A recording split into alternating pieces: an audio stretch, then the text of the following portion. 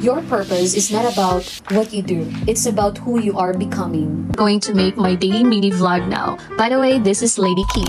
Welcome to my mini vlog.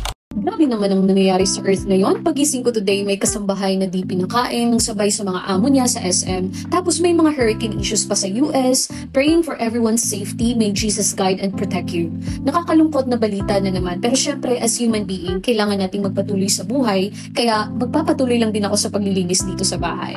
Life is complicated, ika nga, and life is full of challenges. Parang sa bahay lang, full of linisin. Oh, but I am thankful and grateful dahil may mga bagay akong ginagawa. And it only means I am moving, I am alive, and I am living my purpose. And ang purpose ko ay maging masaya, kasama kayo at ang pamilya ko.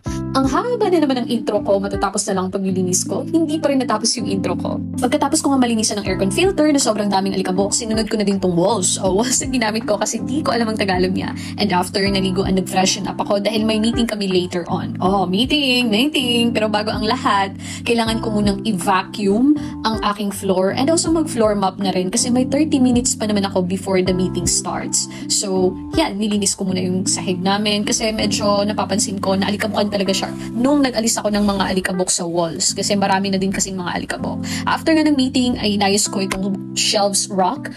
Finally, alam ko na kung anong tawag dito. Shelves rock dahil medyo makalat na siya and nagpunas na din ako ng table. So, yun lang. I hope you enjoyed the video. See you again. Bye!